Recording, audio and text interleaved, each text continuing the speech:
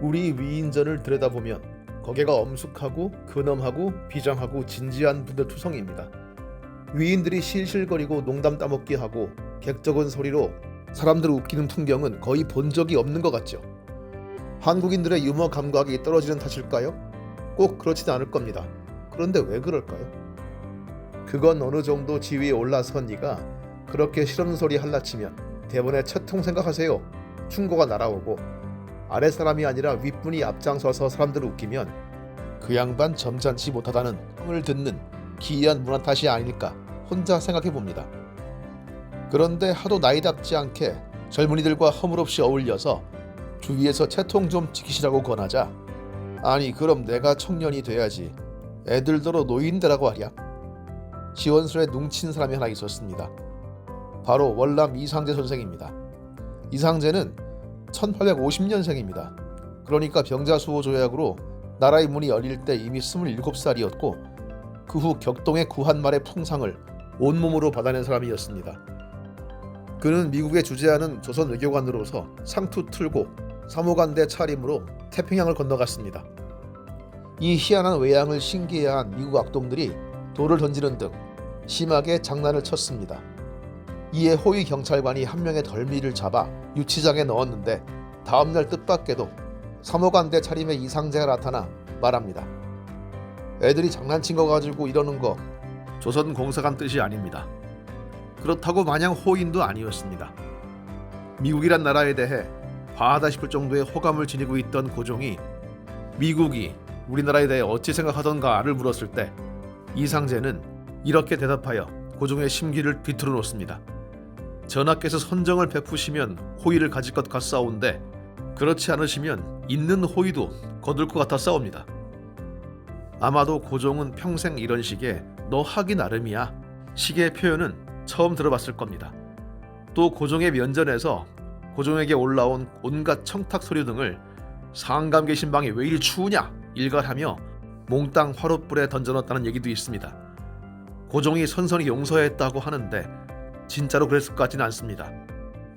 이상제가 독립협회에 가담하고 헌의육조를 앞장서서 제출하는 등 비위에 거스르자 고종은 바로 이상제를 감옥에 가둬버리고 곤장 40대를 때리게 합니다. 하여간 뒤끝 잇기로는 누구도 못 따라갈 임금 고종이었죠.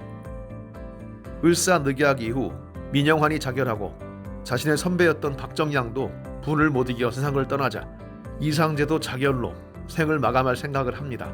그때 그를 뜯어말린 것이 YMCA 총무 질레트였습니다. 질레트는 야구와 농구를 이 땅에 들여온 선교사죠. 질레트의 설득으로 생각을 돌린 이상제는 색다른 방식의 민족운동에 나섭니다.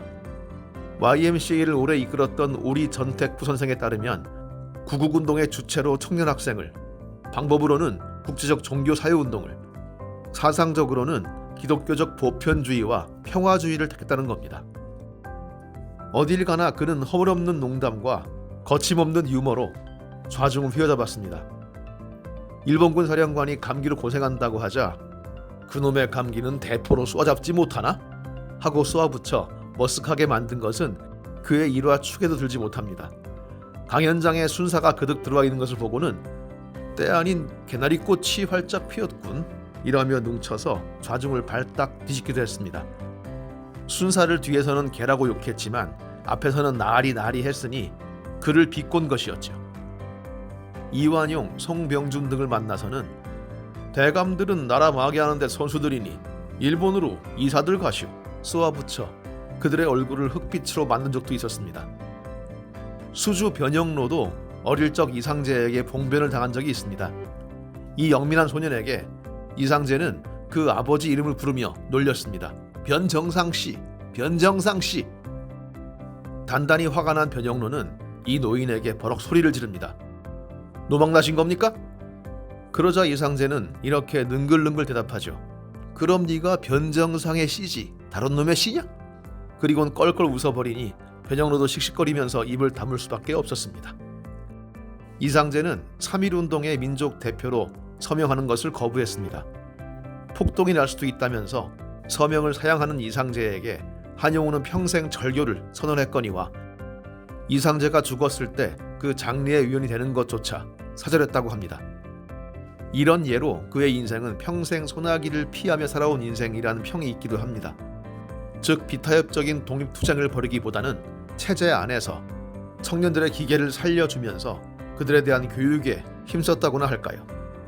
하지만 이광수가 민족개조론 같은 소리를 늘어놓으면서 친일 개량주의 노선으로 전향할 때에도 이상재는 그의 영역 안에서 일제의 눈을 내리깐 적은 한 번도 없었습니다. 비타협적 민족주의자들과 사회주의자들, 신채호 같은 무장 투쟁론자들과 기독교, 천도교 등 종교인들까지 함께하는 조직 신간회가 병석에 누워있던 이상재를 대표로 뽑을 수밖에 없었던 데에는 이유가 있었던 겁니다. 3.1운동에 민족 대표로서 참여를 거절한 그였으나 그는 배후 조종 혐의로 투옥됩니다. 거기서 그는 서슬푸른 일본 검사 앞에 손바닥을 내밉니다. 손바닥 한번 붙여보우. 검사가 긴가민가 손바닥을 대자 이상재는 냉큼 손을 거두면서 일갈합니다. 봐요. 억지로 붙인 건 떨어지게 마련이라니까. 한국 일본도 그래. 조선일보사 사장을 오래 역임했지만 그가 남긴 유산은 빚밖에 없었습니다. 누군가 땔감이나 하라고 두둑히 내민 봉투를 바로 다음에 온 고학생이 빈곤을 호소하자 냉큼 봉투째 들려보내고는 그러시면 어떡합니까? 라고 희난하는 사람에게 형편하는 놈이 또 갖다 주겠지? 하며 송아지 눈을 떠서 끝내 주머니를 털게 만들었던 인정 많고 능청스럽고 인간미 넘치는 노인의 전 재산은 쌀 27가마 분량의 빚이었습니다.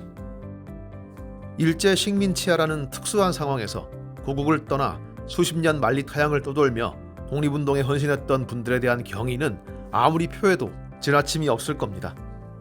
하지만 식민지 조선에서 사람들의 기운을 북돋우고 그 여유 있는 행적과 이름 하나로 사람들을 묶어 세울 수 있었던 그 리더십, 칼날같이 대립한 사람들 사이를 둥글둥글하게 조율하고 살벌함 속에서도 웃음을 잃지 않는 부드러운 지도자를 생각해 봅니다. 이런 분이 요즘 우리 주변에 계시면 좋겠습니다.